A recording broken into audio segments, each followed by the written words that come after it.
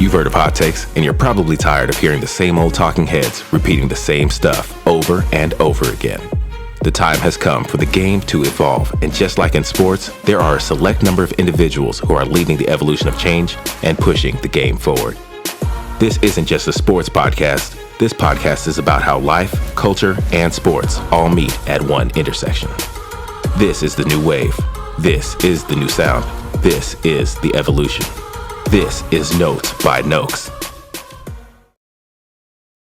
What is good, people? It is time for the Notes by Noakes podcast where life, culture, and sports collide. I'm Jay Noakes, and to my left, I got my homie AP. AP, what's good? AP in the place to be. You know it's all good all the time. Over here looking swaggy. You know, I tried to match the mic today. I see. I'm like, she was like, hold up. I got this orange mic flag.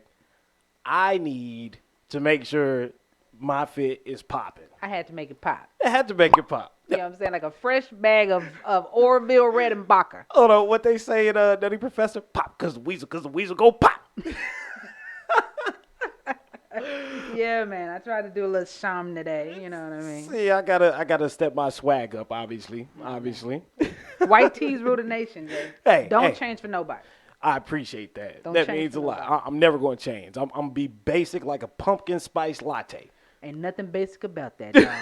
You finna get canceled. Hold on, what they say is Han Solo season, where you see all these women out here, you know? I'm telling you, man, I steer clear of any Starbucks, coffee beanery, anything with a cup that has a spice or something, latte, anything. If it's pumpkin, I don't want to be near it, man, because it's mayhem. If they run out of that syrup, Yeah. it's over. It's an addiction. That's the problem with it. It's an addiction. That's the and problem. they wait 12 months to get it. They wait a whole year. Look, funny thing, right? And we'll give y'all the rundown of the show before we get started on season 3, episode 2. But we were at Starbucks, and typically I get a cinnamon dolce latte, venti, right? Classy man. Yeah, kind of bougie there. You know what I'm saying? And this will really take the cake right here. So I get a cinnamon dolce latte, venti, with almond or soy milk, no whip, and no cinnamon sprinkles. Go ahead. Hey, if you don't have your pinky out for the rest of the show, every time I look up, I'm like, hey, Brad, where the pinky at? There you go. Hey, ladies and gentlemen, Jay Noakes, the classiest man in sports. Clear. Cheers. That's what we talking about today. That's what we're talking about. That's it. Just what's your favorite lattes, ladies and Yeah, gentlemen? Put in the comments below. Yeah, put it in the comments below. What do you enjoy when you go to Starbucks? Tell me what you enjoy. Tell us what you enjoy.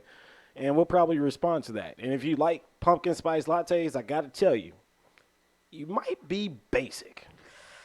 Ooh, You might be basic. You might be driving a Jeep Grand Cherokee that's white with the beige interior. With a little pumpkin medallion in the windshield. You're ready for fall, ready for Halloween, trick or treat. Hey, they already talking about trick or treating, man. I used to work for a Halloween company, and Halloween starts the second. What is it? What just passed Labor Day? Labor Day, yeah. Labor Day done, Halloween gets set up. My God. By the calendar, when Labor Day holiday is going on, Halloween stores are going up nationwide. You know what kills me is that when Halloween's over, we go straight to Christmas.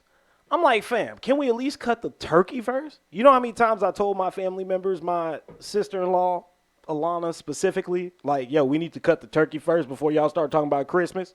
Like, my wife done got with the program. I need all y'all to get with the program. Hey. You know what I'm saying? We put our Christmas tree up. I think it was like Christmas Eve. You feel me? And it stayed up to about Easter. Like, no, I'm not doing all of this work for this 6-foot tree just to take it down. Nah, not happening.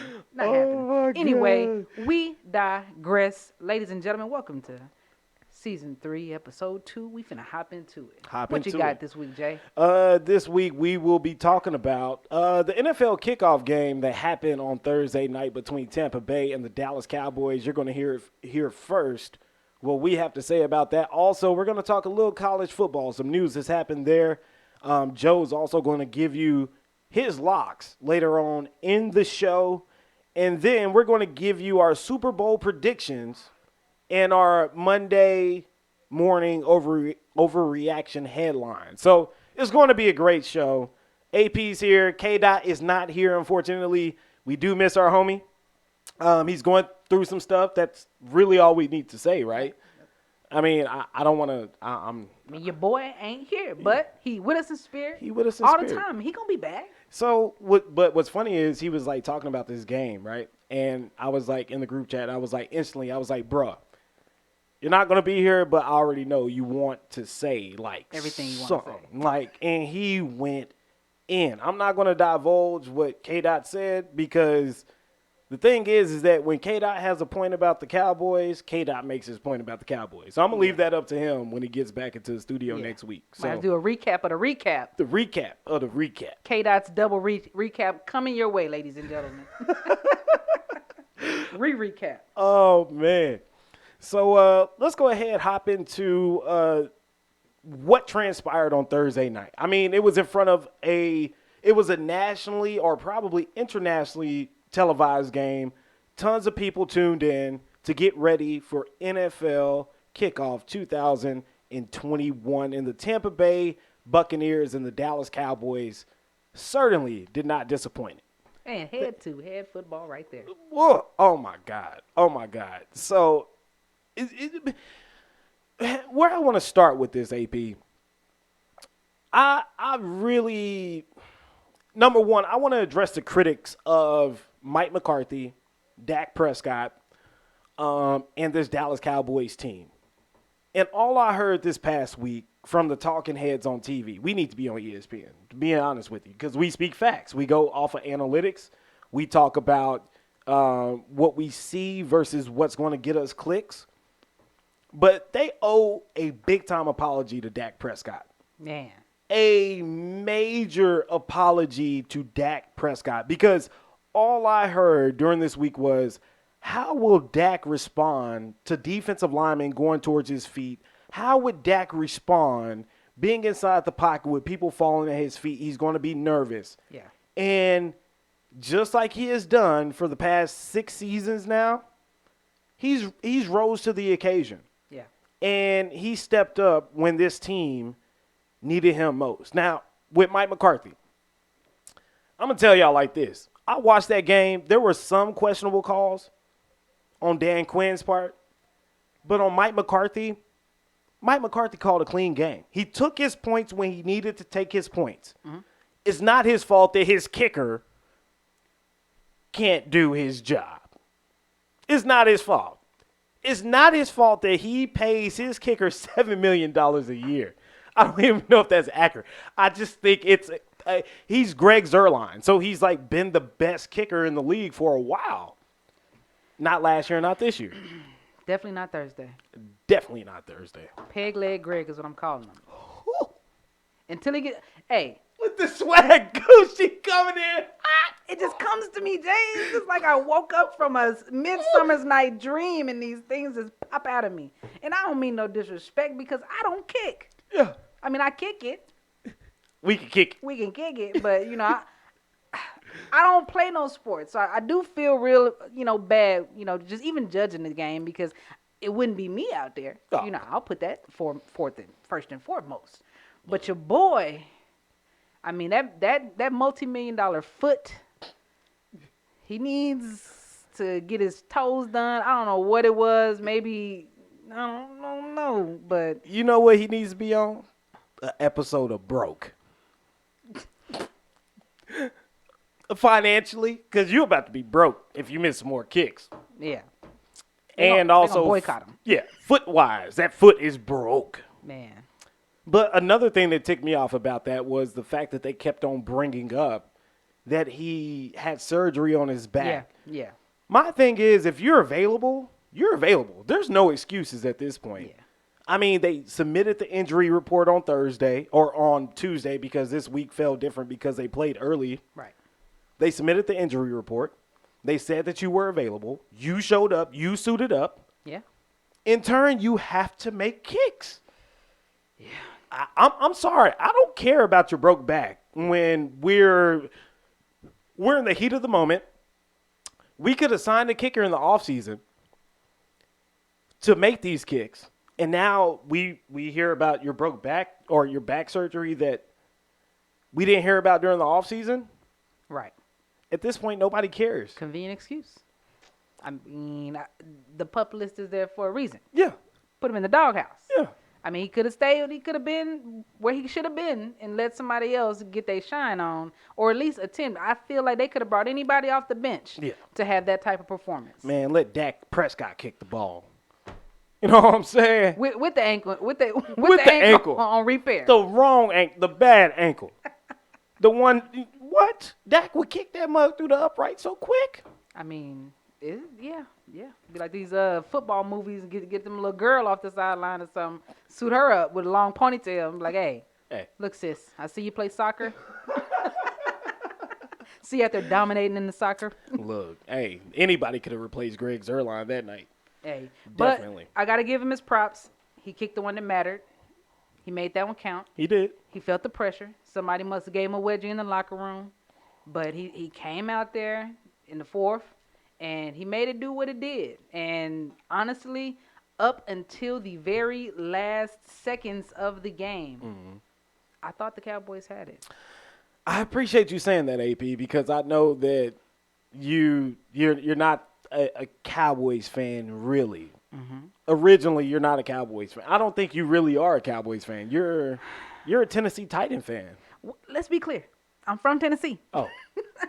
Now, I'm going to be an admitted bandwagon person, right? I will not back a team until playoffs.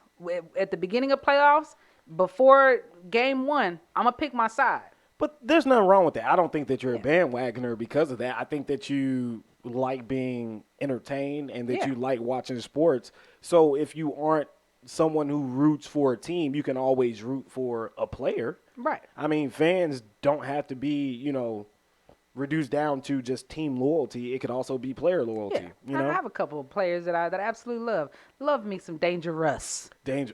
I love me some Russ, man. That guy. I mean, I'm hearing some things, but, I think they're lies. I don't even want to go there. I don't know. Sierra changed his life, though. That's all I'm saying. That's what I heard. It was an equal exchange of change. It was a change exchange. The streets is talking. But the streets is whispered. And I won't repeat what they're saying because I will not talk about Danger Russ. And I will not talk about Steph. So if y'all say Steph did something, I won't repeat it. It won't happen here. We already talked about his daddy last week. So, and the guy leave. I just hope Dale doing all right. Oh, I hope so, too, because old boy laid it out straight for him. Like, what the results of your life is going to be, bro. It's like, say, fam, this is what's going to happen to you, dog. They really out here. They really out here. Yes, sir. But for Tampa Bay, though, and Dallas, so the biggest thing that stuck out for me, AP, watching this game, Dak Prescott, number one, for sure. Dak Prescott did his thing. Number two would be the fact that this defense stepped up in moments that they wouldn't traditionally step up in like they did last season. They never stepped up. Yeah. And they stepped up. They caused turnovers. They wreaked havoc when they pursued the ball. But the issues that I saw was the fact that the defensive line couldn't get any pressure. Yeah. Our cornerback group is still not right. And Ezekiel Elliott was not involved in this football game. I saw that. Wasn't involved whatsoever. But here's why I say Mike McCarthy deserves some credit here. This is why we can't discount what coaches do. Right. He lined up Zeke. He said, look, they're going to take this away. What I need you to do is I need you to be my best blocker. Yeah, switch it up. Switch it up. And that's what a good coach does. He expands his players' horizons. Yeah. And he knows what his players are good at. So Mike McCarthy was like, hey, look, we already know they're going to bring the heat. We need some extra protection on Dak so that way he can make these throws, throw for over 400 yards, 3 touchdowns, close to 60 attempts in one night. Yeah. We need your help in this department. We'll find another time for you to thrive. But as of right now, you have to take a back seat to Dak Prescott. And that is the difference between Mike McCarthy and Jason Garrett. With Jason Garrett, he would say, all right, Zeke, we're going to run you. We're going to run you. We're going to run you. We're going to run you. And he never trusted Dak. Yeah. With McCarthy, he's like, look, Dak, you might throw it 60 times a game every week. for us to win a game. Yeah. Zeke, you have to find your role behind Dak because Dak is the star. And to me, he just specified the roles last night. He just laid it all out, and he made it very, very clear. But that game, man, what a way to kick off the NFL season. It excited me. I was up late. My family was up late. And my brother, he is a diehard. Shout out to T Lane. He is my football guru. What's up, T Lane? Shout out to him. He is a diehard Cowboys fan. He quoted the score prior to the game. He wasn't accurate, but he still was tied in. Now, we were texting through the last quarter, like back and forth, and then he just got silent. That man was tuned in them last final minutes because neither one of us could really take our eyes off the game. Yeah. I mean, when I tell you that this was probably the best game, period, that I've seen. I mean, we can't count on last year's Super Bowl game. Like that was like that wasn't the one. Yeah. So I mean, honestly, in a very long time, for me at least, that was one of the best football games, especially opening night. Yeah. You know what I mean? To start the season off, like officially. And wow, like the crowd was nuts. I mean, coming off of, COVID and all the limitations and stuff like that, I think that this is what fans wanted to see to get re-energized and re-excited about sports in general. And America's sport, football, is what better way to do it? I think that the Cowboys, honestly, and you're right, I'm not a Cowboys fan. I'm typically somewhat of a hater just because I have to go on my brother's neck. Yeah. But honestly, they did their thing last night. Yeah. And for the first time, I cannot doubt somebody when they say that this might be their year. And y'all say it every year. Look, so here's the thing about Jay that everybody needs to understand, because I think that I started doing podcasts and radio shows with the premise of talking about the Dallas Cowboys. And it seems like I am a fan. I'm no longer a fan. I'm kind of in the middle of being a fan and a skeptic, to where it's like, all right, I love my team. Yeah.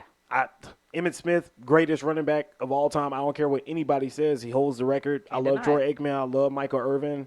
I love the team. I love Jerry Jones, despite how crazy he may drive me. But I'm in between a fan and a skeptic. So when I see something that I know isn't working, I can call it out. Right. And I really don't set those lofty expectations for the Dallas Cowboys going. I think I was 15 when I made this pact with myself. I said, James, we are not saying Super Bowl champs every year. Yeah. We're going to say we're taking this thing game by game. Yeah. And it just kind of opened up my mind to think differently about the sport and see it in a different way, especially after I was playing. Right. And when you play football, that wasn't the greatest thing out there. Let me just preface that. I wasn't like the greatest. I mean, I was okay. I did what I needed to do to finish high school and walk on at Navarro for like a month. That's it. But, I mean, whenever I used to watch them before 15, I was like, oh, yeah, let's go. We're going to win. Yeah. But now it's more like subjective. It's more objective than subjective. That's fair. So, for me, just even watching that game last night, I can agree that may have been the best opening night game that I have seen in about a decade. Easily. And a better game for the Dallas Cowboys that I have seen in the past decade too. Yeah. And let's talk about Tampa for a real hot second before we move on to the next topic. The Brady Bunch. We got to talk about Tom Brady, because this is what separates me from a fan and being a skeptic and a fan right here, AP. Mm-hmm. I can say that any time that Tom Brady has a minute and a half on the clock, you are going to lose. Man, he probably could have did something for 30 seconds the way he was. I mean, it was just like, give it to me, give it to me. And, man, that was the most insane minute and a half that I have seen ever in any sport. Oh, my God. With the exception of, I think that was it Indiana game way back in the day when old boy did like crazy shots and that, but that's basketball. Oh, Reggie Miller. Oh, yeah. Where he did the whole choke thing to Spike Lee. He was like, the Knicks choke. I'm like, oh, no. Yeah, but I mean, that was the clutchest last few. I mean, I won't even call it a minute and 30 seconds. I'm going to call it 90 seconds. Yeah. Because it literally was not long enough to really give it a name, but it was long enough to say he did some amazing stuff with it. Yeah. And he pushed the line. Yeah. And it's a game of inches, you know what I mean? And they just kept pushing the line to the very last second. Got him in field goal range. He did what he had to do, and you don't got to win by a lot. Yeah. Nobody ever said to be great you got to blow people out. But that little, death by 1,000 cuts is the approach. It's a bunch of nicks. Razor blades. Just that's how you win football games, and Tom Brady is the master of that. Yeah, he is. Also, we gotta talk about AB. Antonio Brown has been. He was impressive last night. It's funny because Amber, she was asking me. She was like, "So, babe, who should I start? Should I start Leonard Fournette or Antonio Brown?" And I was like, "Well, Leonard Fournette's gonna get like some goal line opportunities. I mean, it's a potential that he could score a lot of points. Yeah. But AB is going to be the most productive receiver for Tampa Bay this year." And she was like, okay, I'm leaving AB in. Got like 24 points in her fantasy week. Just going ham. But for him to take the fall from glory that he took in 2019 after signing with the Oakland Raiders, or Las Vegas Raiders at the time, and now be a Super Bowl champ and be Tom Brady's number one wide receiver, he's probably going to be a Hall of Famer when it's all said and done. Yeah. Beautiful disaster. I mean, do you remember how crazy he went? Yeah. Like, he was all in the news. Yo, I was like, AB, man, just retire, bro. Like, you ain't coming back from this, dog. I low-key forgot about him. And then, that guy. Oh, yeah, he's cold. Hey, it's like it's like seeing somebody that you haven't seen in a long time. And you're like, I do remember you. Cousin. Yeah, exactly. It's like, what's up, fam? Let me hold something. You know what I'm saying? Except AB's like, I don't need to hold nothing. I make millions of dollars here. Yeah. You know what I'm saying?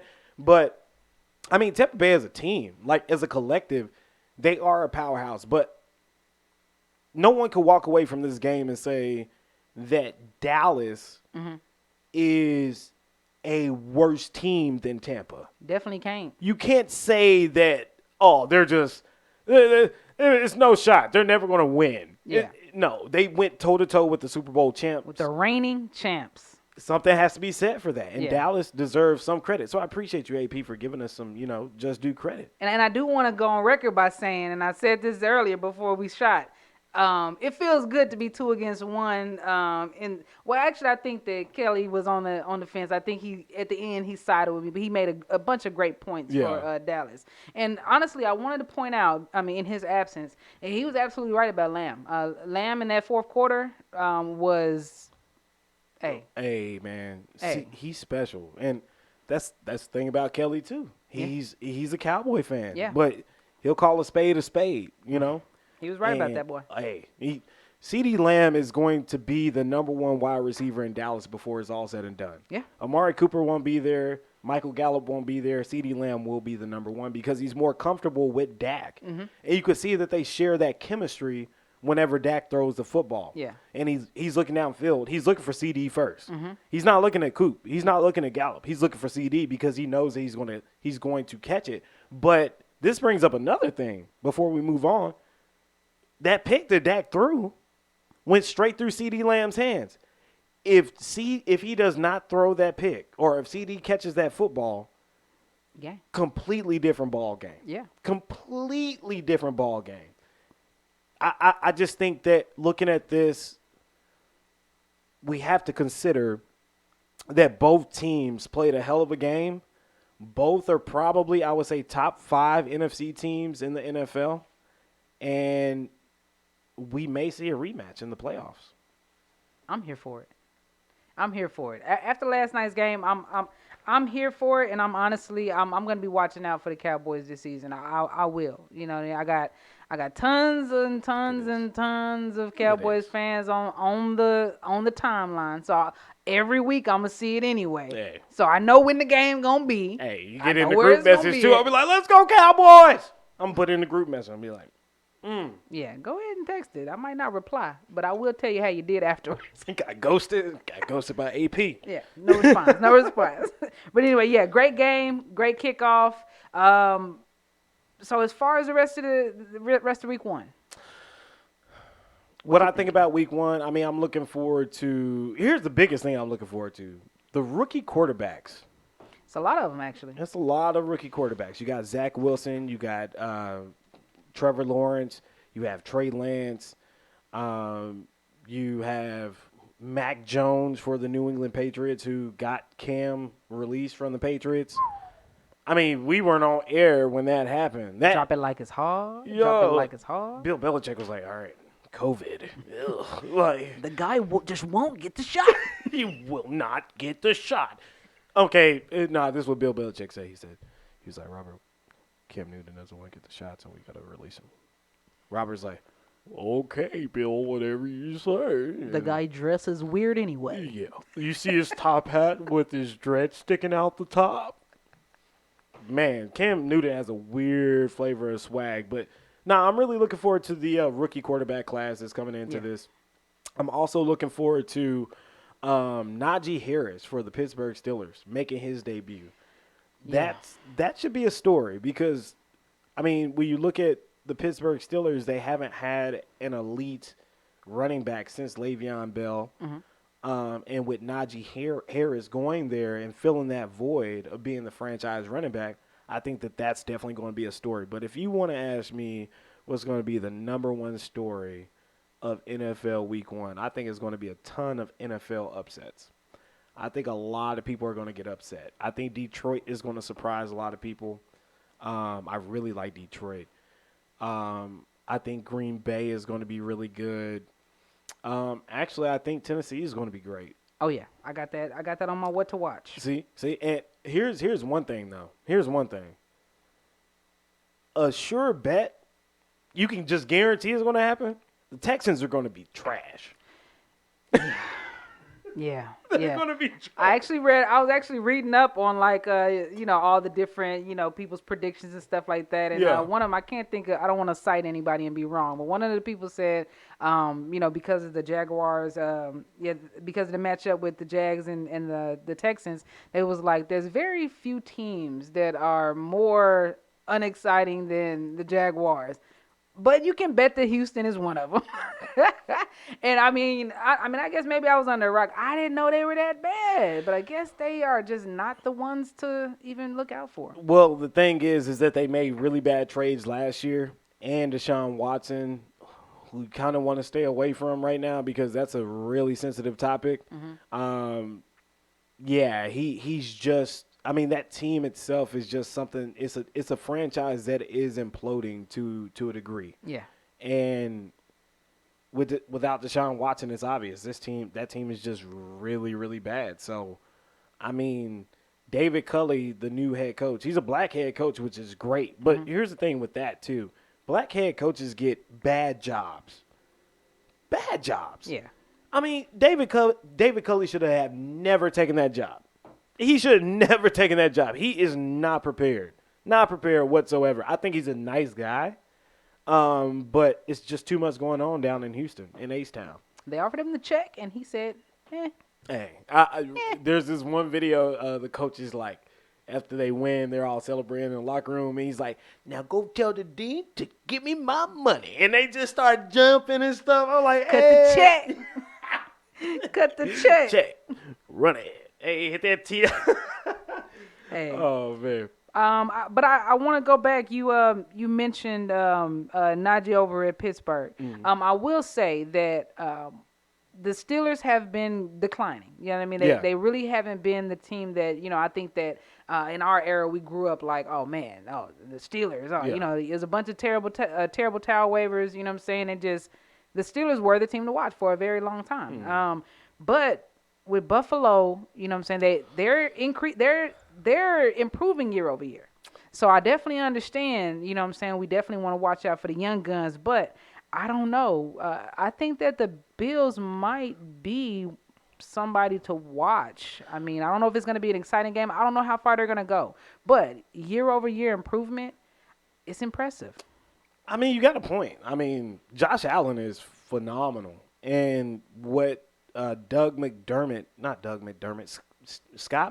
I can't remember his name. All I know is that I was like, yo, you need to fire this guy. Because 2 years ago, he had a very talented but raw talent quarterback in Josh Allen. Mm-hmm. He couldn't figure out what to do with him. He benched Tyrod Taylor in favor of Nathan Peterman. So I really didn't know Sean McDermott. It came back to me. Yeah. Sean McDermott. But he has really just revitalized this roster. Yeah. I mean, Josh Allen is going to play out of his mind. Yeah. But there's something to be said about Mike Tomlin and the Pittsburgh Steelers' level of consistency. Yeah. Only having their first 500% winning season as of last year. Mm-hmm. They've always had a winning season since Mike Tomlin's been head coach. So and plus Big Ben's getting older. And I think a lot of people are starting to get that. Like, he's kind of on his way out. Yeah. And he's out of shape most of the time. So, I mean, they're not going to be as exciting, and that week 1 matchup is going to be phenomenal, I think. I think it's going to come down to 3 points. Yeah. But, yeah, I mean, I think the Buffalo Bills are going to be something special again this year, especially with the relationship between Stephon Diggs and Josh Allen now. Yeah. Like, that's going to be magnificent. Yeah, I think it's a lot of, like you were saying, like just connections being made. And I think that this season we're just going to see a lot of like, what do you call them? Like just bromances. Just on-field bromances, you know what I mean? Yeah. And I really like look forward to these on-field bromances just to see, like, what couple. Because, I mean, it's a couple and it's a couple thruples. Yeah. But, you know what I mean? I'm really interested in seeing, like, who is going to find that groove and just, like, sit in it. And just ride the whole wave. Like, I'm really interested in seeing that. Yeah. Because as we see, and that's the thing, the last time Cowboys had a really good season, they got all the way to the playoffs, and then game 1. Yeah. So, I mean, fingers crossed, knocking on wood. I just want to see where it goes. Yeah. Yeah. I'm right there with you on that. I'm definitely right there with you on that, AP, because it's going to be a close season. All these games, like, there's going to be, like, what we're going to see in this season, the bad teams are going to fall, and the good teams are going to rise. And the middle teams are just going to settle. Mm-hmm. So I think we're going to see a lot in week 1. I don't know if I want to overreact just yet because things can turn around from week to week, game by game. But like I said, I thought Thursday night was a great kickoff to it. Yeah. And I think we should be in for, a fun Sunday of football. Yeah, it's packed. Yeah. Oh, man, it's going to be crazy. We going ham, bro. It's packed. It's packed. It's about, what is it, 1, 2, 3, 4, 5, 6, 7, 8, like nine first round games. It's going to be nuts. Oh, man, I don't know if I'm going to drink around 12. I shouldn't do that. If you got NFL Red Zone. I do. Get the big screen. Don't watch it on the little screen. I know you know who my wife worked for. You know what I'm saying? Hey, we watching on Red Zone. You know what I mean? You got to have the Red Zone queued up because it's going to be action. It's going to be action for sure. For sure. So let's segue into this, AP, because college football is back officially. And there was some news that broke today. First, we're going to talk about that. And we're going to talk about it's the Big 12. They added 4 new teams, UCF, Houston, BYU, and Cincinnati. It's a big deal. It's a big deal, but I don't think it's a big enough deal for them to be a legitimate title contender for that conference. Mm-hmm. Anybody out of that conference to be a legitimate title contender, with the exception of, I would say, Cincinnati. And even when UCF went undefeated, they weren't even taken seriously by the CFP committee. Mm-hmm. And what's crazy is with UCF, it was about 5 years ago, they went undefeated. And they didn't get a college football playoff bid. So they went to the Orange Bowl or something like that. They won that. And they printed shirts that said the first undefeated national champions. And they're like, bro, you didn't even get invited to the tourney. It was like you weren't even in the bracket. Yeah. By national, they meant like little national. Like a lot of people. In Florida? We beat a bunch of people from all over. Wait, what does national mean? That meant national rental car. Oh, my God, for real. Enterprise? Like, man. But, I mean, the argument here is going to be whether or not the Big 12, and you read an interesting report that the Big 12 could possibly add 2 more teams on top of the 4 teams. Yes, sir. Oh, yeah. Yes, Memphis? sir. Memphis is one of them. There you go. Yes, Hampton, sir. Memphis. Yeah, they talk about Memphis and Boise. Boise State, that's right. Yeah. Now, what I'm excited about, if this goes the way it's supposed to go, now, what I'm excited about is the potential for Memphis and Baylor. That's a really good matchup. Yes. Especially in basketball. They haven't seen each other since 2014. In basketball? Yeah. I remember that game, and that was a hell of a game. Yeah, man, they haven't seen each other since 2014. The football, I don't think they've seen each other ever. Yeah. But, I think that I would just, I'm always excited about, when the Tigers get to do something strange for some change. Yeah.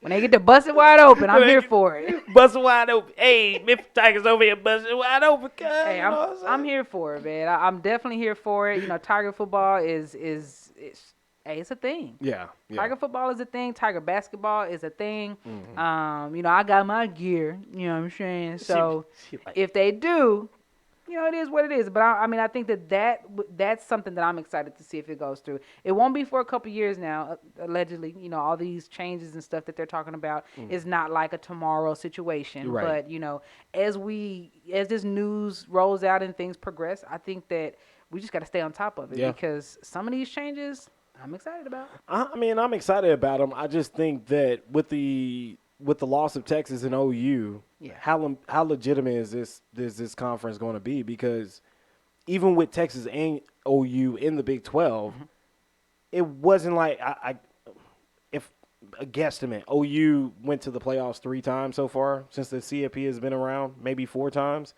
So my thing is, it's not like you see Baylor going, or you see Iowa State going, or you see UCF going, or Houston going, or Cincinnati going. I just think that this is going to be a group of 5 type of conference. I don't think that it's going to hold any weight to get into the conference college football playoff, which I don't think it would be issues for programs like these because they're not. No offense to Memphis, because I thought Derrick Rose was phenomenal.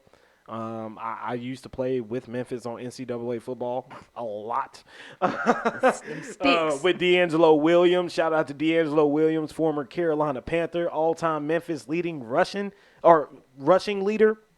But I just don't know if it's going to be enough for the CFP to take this conference seriously.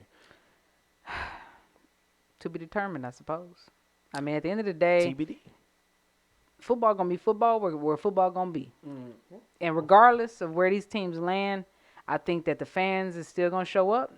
They're still gonna watch. Yeah, and they don't care if they're playing a little league team. Yeah, they just want to see their team skull drag somebody. Exactly. So I mean, at the end of the day, I think that it's just a lot of financial stuff that goes into it. A lot of trying to bring the attention in. But at the end of the day, I'm just a firm believer that sports gonna be sports where sports is at. Yeah. It don't matter where they fall. Yeah, and I think again the entertainment value is always going to be there. Always. It's never going to go absent. It's always going to be something that's prevalent, especially with the people who are loyal to these universities. Exactly. So I mean, in the grand scheme of things, it's in the grand scheme of things even for me, the CFP has been unwatchable for the past couple of years. So I've been waiting on some parity, and I'm hoping that they expand to 12 teams and all of that. Yeah. But I think the Big 12 is going to suffer majorly whenever Texas and OU goes. Yeah. And adding these schools, I really don't think that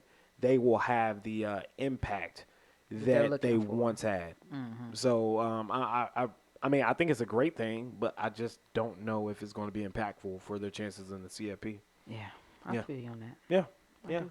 So, real quick, AP, there was a change of plans last week.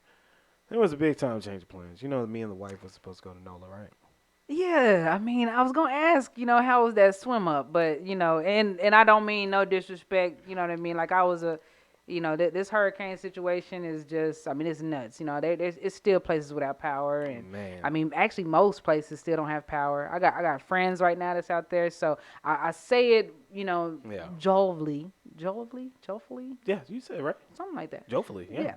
I say it with a little giggle, but realistically, what happened with that, man? I know y'all had everything booked, hotels, you know what I'm saying, all of that, tickets. So it was, I mean, I guess you could say it was divine intervention because, as you know, we celebrated our anniversary last weekend, too. Hey, 3 years down with brown sugar, baby. And it's only getting sweeter. Stoked for no. Oh, you saw that? Yeah, that was the hashtag for the wedding. You know what I'm saying? You know what I mean? It was dope. It was dope. But, I mean, we started monitoring everything like Sunday morning. Yeah. And it was last Sunday morning or the week before. It had last Sunday morning. Yeah. So we started looking at stuff and we was like, man, it doesn't look like we're going to go. So by Thursday, we kind of had a feeling we weren't going. Yeah. And we talked to the people who we were going with. Shout out to Zach and Colleen. And, they invited us. It was funny. I love those guys because any other place we would have went with them and had a great time. But they asked us if we wanted to go to Norman. And as a Longhorn, I don't go into Sooner country. Yeah, nah. So we said thank you. We appreciate you guys. We wish we could spend this weekend with you guys. And they went to Norman, and I actually got us some tickets to the UT Louisiana game. Jay for the win. Steph Curry with the shot. Ben cooking with the sauce. Steph Curry with the pot, boy. 360 with the wrist, boy.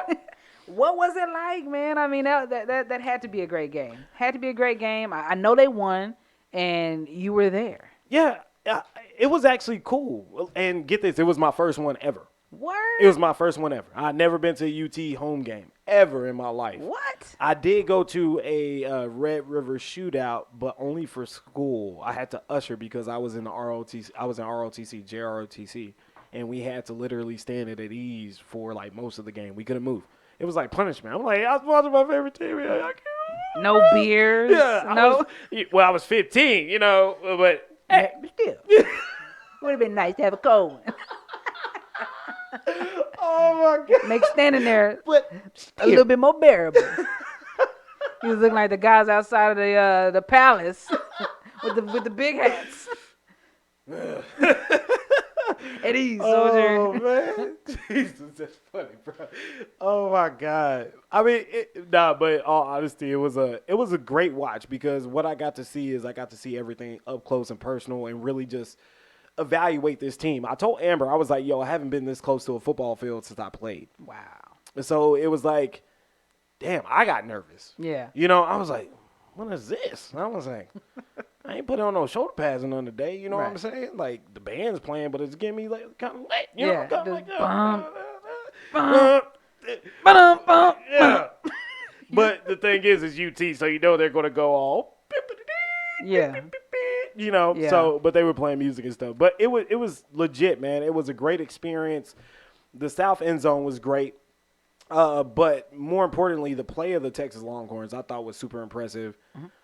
Hudson Card looked really fluid in the way that he played quarterback, stepping up in the pocket, creating opportunities with his feet, escaping pressure. There was one play which was phenomenal with the 4th and 6. He rushed outside to the right. He dodged 3 defenders and picked up the first down, going out of bounds.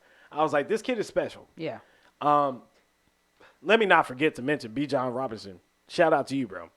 That kid is from California, and he does not mind destroying some defensive linebackers or cornerbacks, say anything. Anybody on the field in front of him, he's going to get him. He's going to take your ankles or he's going to run you over. Plow down. You know what I'm saying? But it was a great experience overall. But the game itself, I thought Texas played really well. It was a ranked opponent. I believe Louisiana was 23. Texas was 21. Texas, after that win, I think elevated in the top 25. It was no punk opponent. They came in, and they were playing with some purpose. And you could tell that in the first half. In the second half, that changed. And Texas was like, yo, we're putting the pedal to the metal. Yeah. And the difference between the previous coach, Tom Herman, and Steve Sarkisian is the fact that Steve Sarkisian said, okay, we're taking over this game, and we're going to crush it. And we're not stopping until the clock hits 0. And that's super important, especially for a program like Texas that has struggled for a decade to impress their fans. So, I mean, I was super happy about it. Amber had a great time. It was her first ever college football game. We're thinking about going to Rice. We're thinking about going to UT Rice. That should be a good matchup, man. I mean, Texas is gonna always turn out a great crowd. Yeah. You know what I'm saying? Because, I mean, either way it go. Yo, Houston coming to Austin is not a good thing. Houston coming to Austin is not a good thing. You don't reckon? What? Look, well, the thing is, I'm from Austin, but I'm from Dallas. Yeah. You know, but Dallas and Houston don't get along, and Austin and Houston don't get along. Yeah. So it's kind of like, do y'all really gotta come? Like, they the neighbors, though. Send the band. That's it. I just want to say, shout out to everybody in the band. I was a proud flautist. Hey. Look, my brother was a sousaphone. He was on the sousaphone. Ain't that like tuba? Oh, I thought that was what Dr. Seuss played. No, that's a real for real? Dead ass? I was in band. That's a real instrument? Yeah. And he's probably going to comment on this if he sees it. No disrespect, bro. Yeah. Well, he probably is going to be like, little bro, you mispronounced that whole damn word. Like, but I think it's called the sousaphone, and it's a synonym for a tuba. And he went to TSU on full scholarship and was a part of the TSU band, Texas Southern. Tight. The wave, the ocean wave, something like that. Yeah. The musical wave. I don't know. Something like that. But he accomplished that. But, yeah, man, I went down to Houston. We went down there to drop him off for college. I'm a year younger, so I was a senior in high school. I was like, man, I don't like Houston. Just off the strength. I was like, bro, it's humid. It's hot. Yeah, man. Like, nah, bro. And then they come here. It's going to be humid here. So I don't eat those. Just because? It's cooling off out, Jay. It was only like 91. You ain't lying, though. It was only like 91 today. 91, bro. 60% humidity. Look, people in the other states like, it's cool at 91? Wait, what? Wait a minute there. We're shutting down all athletics when it's 91 degrees out here in the Midwest. Hey, you got to get that thick skin. You got to come to Texas. You know what I'm saying? You got to come to Texas. Get whipped up. Yeah. But, you know. How do you feel like, because it was Coach Steve's debut? Yeah. I thought Steve Sarkisian held his own. I thought what he brought to the table was multiple versions of his offense, multifaceted, was not afraid to get his best players involved, was not afraid to give his best player the ball, which is Bijan Robinson, was not afraid to throw another quarterback into the mix after one quarterback started for 3 quarters. The defense did not play. The key word is, or the key words here is not afraid. Yeah. The team stepped up and played. It wasn't like, all right, we're going to get 14 points and we're going to lay it off, kids. Yeah. No, we're going to destroy these guys and we're going to win. Yeah. And they weren't afraid, and they played that way. So I think Steve Sarkisian deserves a lot of credit for his opening debut because he coached a really clean game. I mean, Texas didn't have a lot of penalties, and I mean, at the end of the day, the end result was a W.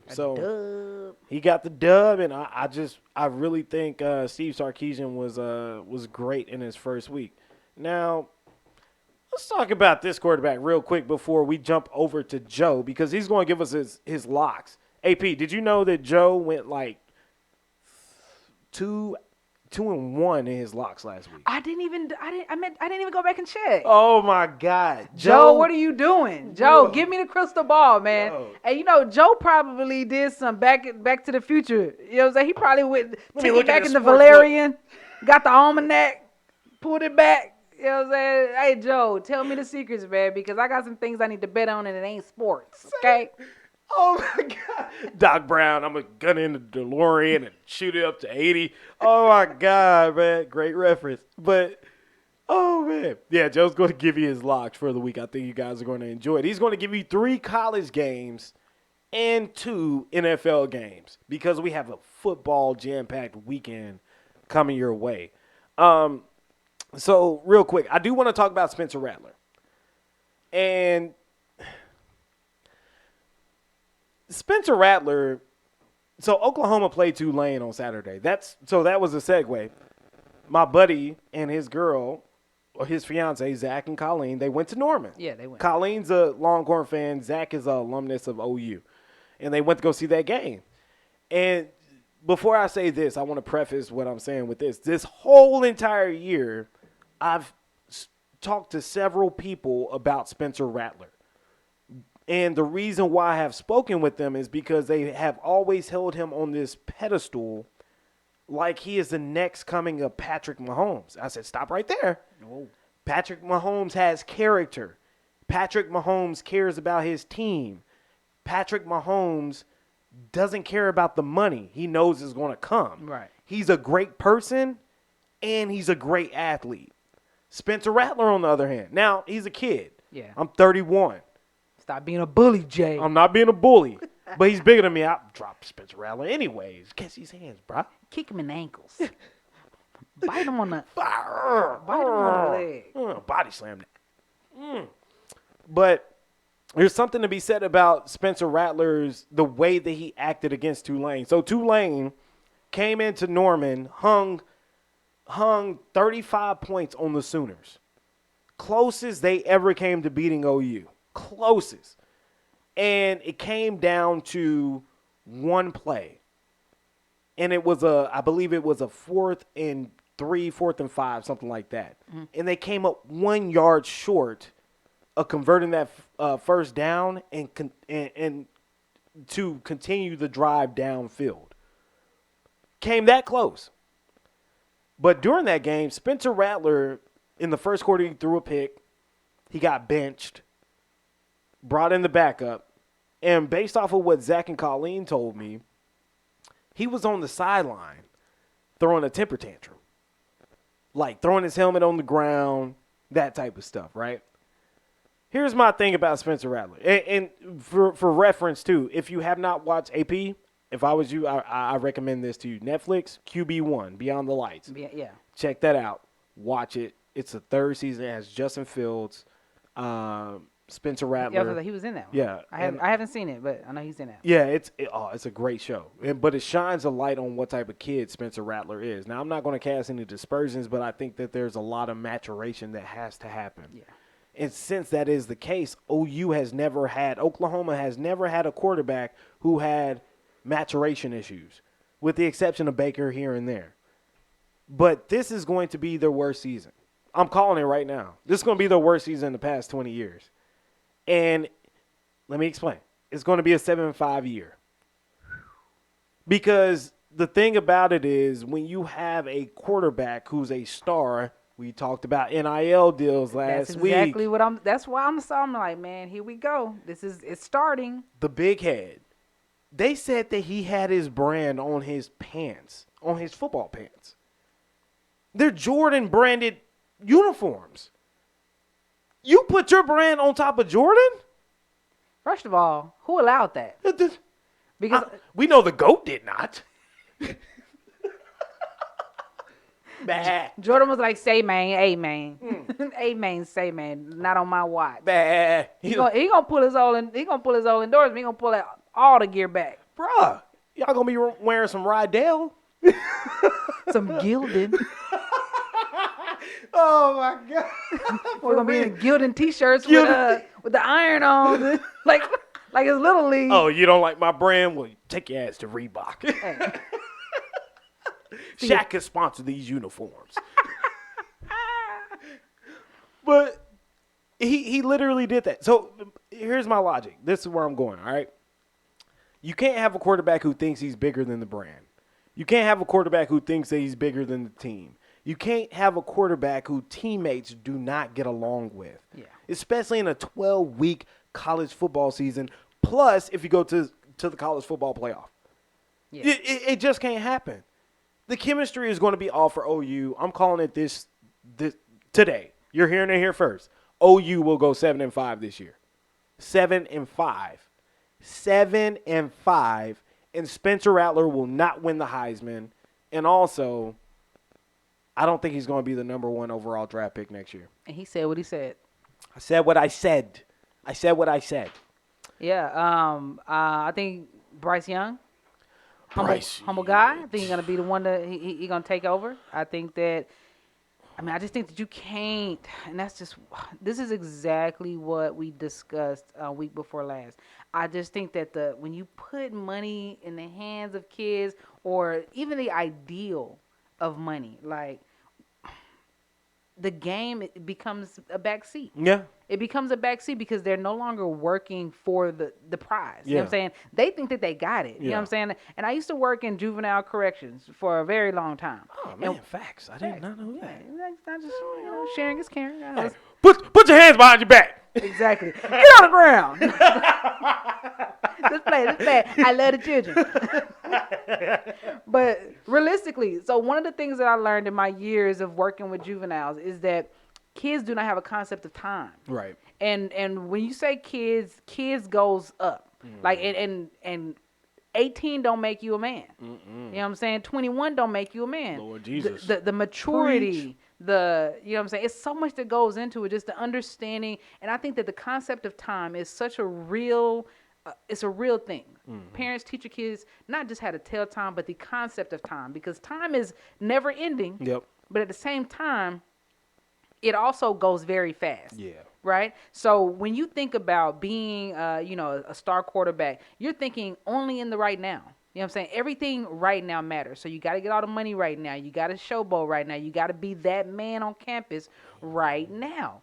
And once you put money with that, man, like the idea, the understanding, I don't want to say the idea, but the understanding that you might get a few $100,000, you might even cop a meal or 2 or 3, or you might get a nice little chunk right now. But if you do well with the small, you know what I'm saying? And there's a Bible verse too. But Hold up. Preacher. I said. I don't know what it is, but my mom used to say it all the time. Somebody got to be grateful for the small before, like, you can be blessed with the big. With the large, yeah. I know that nature. I'll think of it. But we'll come back to that. It's the understanding that if you do what you got to do now, if you still maintain and you handle business and you do the things that got you to this point, and you continue to do those things and continue to do them effectively and improve upon that, then this couple million or this a few $100,000 that you're getting right now in terms of endorsements or people cashing in on you or, brands trying to support you, imagine what that's going to be when you actually get to the NFL. Yo. You can come in, like we talked about, saying like, nah. You must ain't seen the highlight reel. You must not know my name. You must not have you must not have seen the ledger, because the check's been coming. You know what I'm saying? Like, understand that there's a tomorrow, bro. Yeah. You throwing temper tantrums. Yo. Bro, you're supposed to be a grown ass man. Supposed to be a grown man. But like you said, AP, just because you're of age does not make you a man. You know what I'm saying? Absolutely. There's applicable actions that go into it. You know what I'm saying? There's a demeanor that goes in. Hell, if you ask my wife, she'll be like, Jay wasn't no damn man until about 25. I made him a man. Yeah, well, so RIP Pops, because Pops, my dad actually said, Amber, you're going to turn my son into a man. You're going to make him a man. And she did that. That's real. She made me whole. She helped me develop skills, and she taught me how to hold myself accountable and to be responsible. And to have a cool demeanor when things went sour. Right.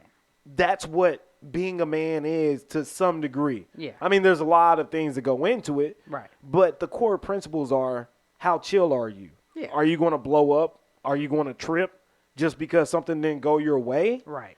And as a man, hell, AP, the first day you was here in the studio, we was trying to figure out a camera angle. I was like, damn. And then you came in, you was like, put it right there. I was like, I put it right there. Sometimes you just need that guidance. Sometimes you have to find a beacon. Sometimes you need a beacon. Partnership, man. He doesn't have one. He's not rooted in anything. He's only rooted in the results that he is reaping from based off of his play in high school and last year. Mind you, was a mediocre year. Right. So, like you said, when these players start signing these dotted lines, asking for millions of dollars, you got to be a man. You got to know that there's going to be a responsibility attached to this. Absolutely. And if you don't live up to that responsibility and you don't hold yourself accountable and you don't have a cool, calm demeanor, especially as a quarterback of a football team, you're not going to win. You're not going to win in life. You're not going to win on the football field. You're not going to win in the classroom. Yeah.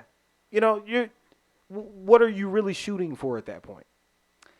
Best wishes to him, man. I just hope he get it together. I just think I really root for like all these youngsters, just because I just feel like the future of the game is literally in these people's hands. You know what I'm saying? Like the future of sports and athletics as a whole. You know what I'm saying? Like if we just forget the reason. Yeah. You know what I'm saying? If these guys forget the reason why they showed up that first day of Pop Warner, that first day of of AAU, or that first day of middle school tryouts, whenever it was that you found that passion, if they forget that driving force and forget what they do it for, you know what I'm saying? Because don't nobody just enjoy getting beat up week over week. That shit hurt. It's a passion. Yeah. You know what I'm saying? He's doing it for a reason. Bro. Boy, find your passion. Football hurts. I told my little brother-in-law this. I'm not going to disclose his age because he told me he wants to play football. I love him. So I'm not going to put him on blast. Yeah. But he was like, so what you think? What you think I should play? I was like, bruh, football hurts. Like you have to start at like 10. Like you can't grow into it. It hurts. It's gonna hurt when you 18. It hurts like hell when you 10. Yeah. It's gonna hurt like hell when you 18. Hell. Like it hurts. You gotta have tough skin. I mean, it hurts figuratively and it hurts physically. Yeah. You gotta have the mental to deal with it. I mean, emotionally, there's some stuff you go through just on that field that people in life will never understand. That mental fortitude that you gotta have just to play the sport. Man. My coach used to say all the time, fourth quarter. And that's what's crazy, and we'll get to Joe's locks. He used the fourth quarter as an analogy for life. Yeah. Noakes, you're in the fourth quarter. You got 2 minutes to go. Team is on the 20. What you going to do about it? What you going to do, man? They in the red zone. They about to score. Are you going to stop them? Or are you going to run? Are you going to be scared? Yeah. I mean, in my playing days, and my teammates will attest to this, I mean, sometimes I wasn't ready to answer the call. Yeah. I'm man enough to admit it. I mean, sometimes I was scared. Sometimes it did seem like the moment was too big. Yeah. It wasn't because of my playing ability. Yeah. It was just because of my mental. Absolutely. You know, so, I mean, it's football's hard. Football hurts. Football is one of the toughest things that you could put your body through. And if you don't have the right mentality to deal with the ins and outs of it, everything that comes with it, like money, your career is going to be really, really short. Yeah. So I'm hoping the best for Spencer Rattler. Hopefully he gets that figured out. But I do have them going 7-5. I think he's the most overrated quarterback in college football. I'm saying that. Man. And he said what he said. He said what he said, and he meant what he said. Oh, my God. All right, y'all. So we are going to kick it over to Joe to give you his locks for the week. Remember, it's 3 college football games and it's 2 NFL games. So here we go. It's time for Joe's locks. Another edition of Joe's Pick'ems. Welcome back, folks. And this week we have 5 games for your betting pleasure. Let's start it off here with number 12 Oregon versus number 3 Ohio State.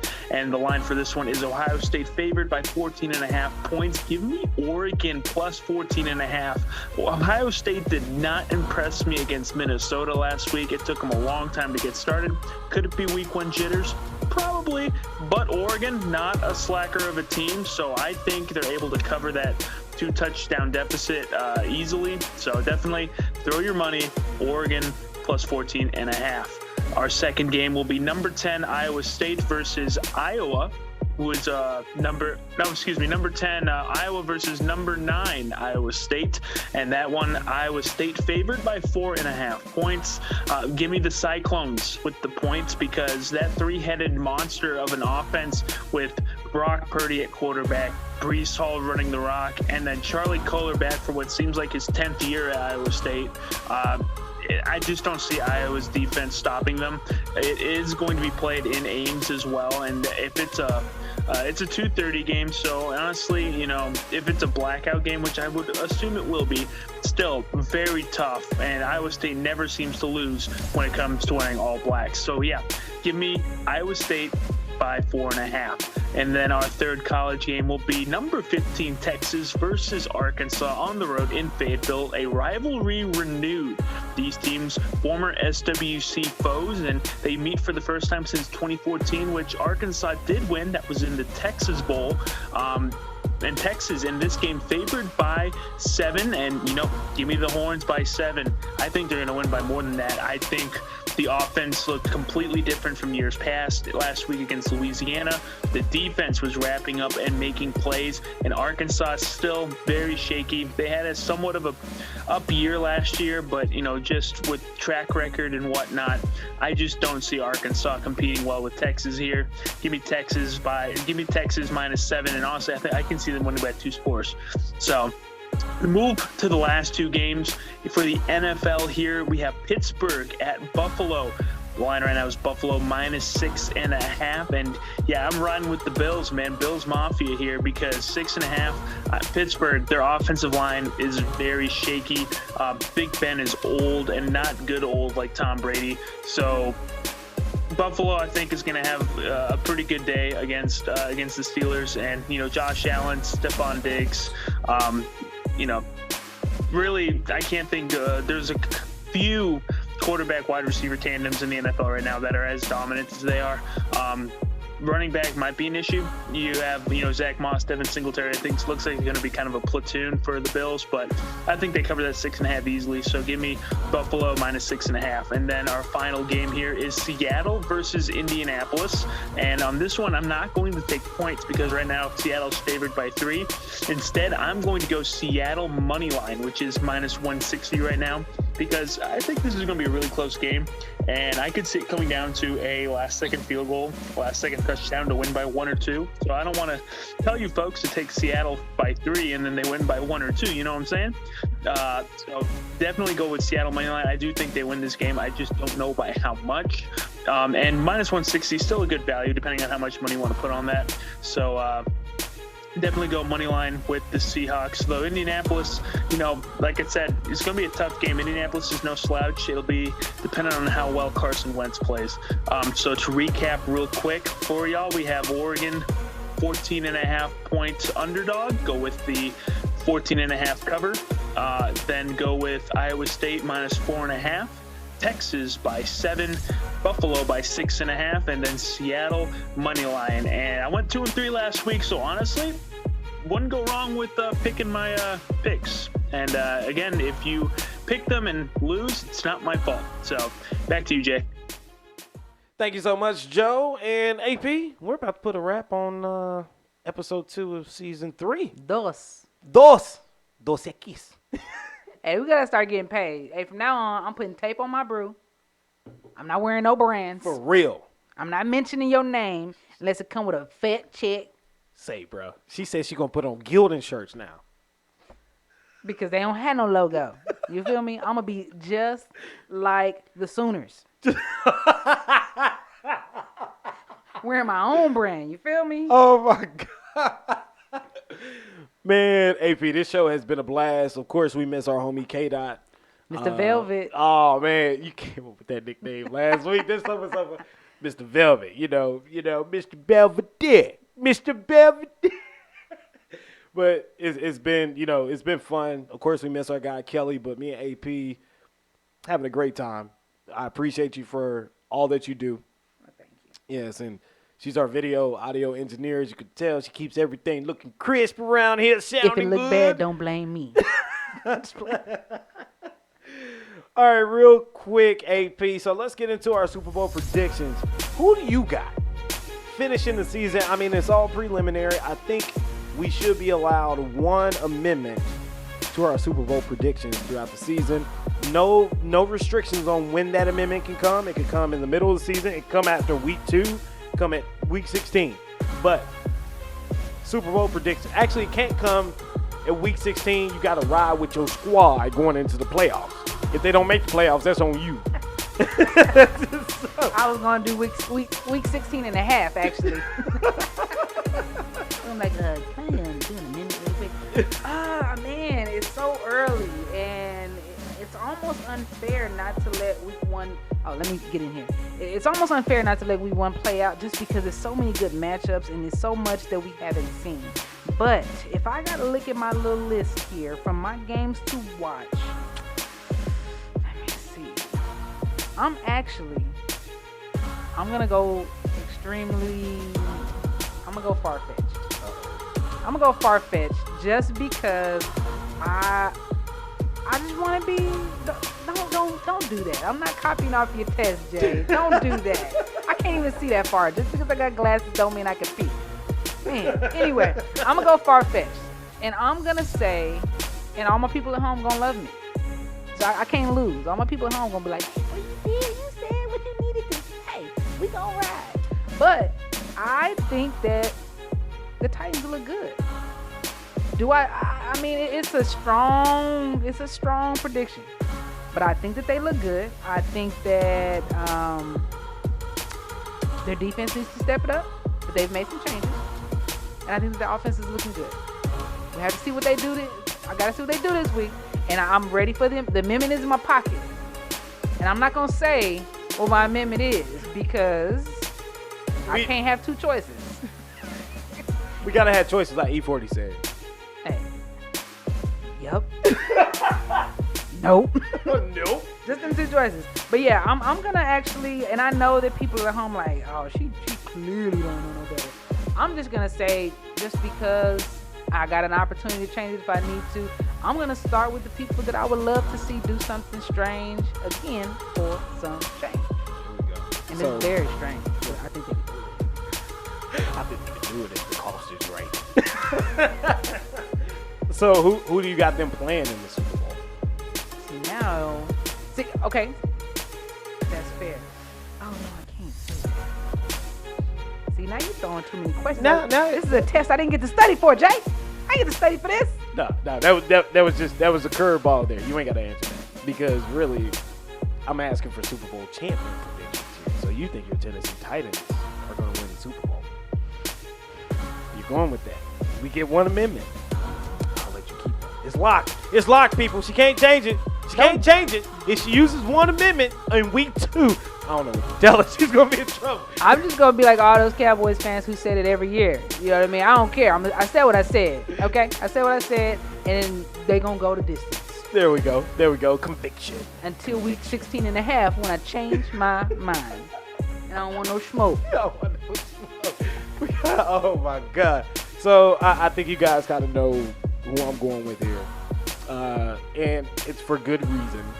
Because what I saw this team do on Thursday, go toe-to-toe with the Super Bowl champions. We can call it. I'll take one amendment too. So I'm taking the Dallas Cowboys to win the Super Bowl this year. I'm looking dead in the camera because at the very beginning of this show, you said you was not going to say it. You literally said at the beginning of the show you was not going to say it. No, I'm kidding. No, I'm kidding. You locked in. No, I really am.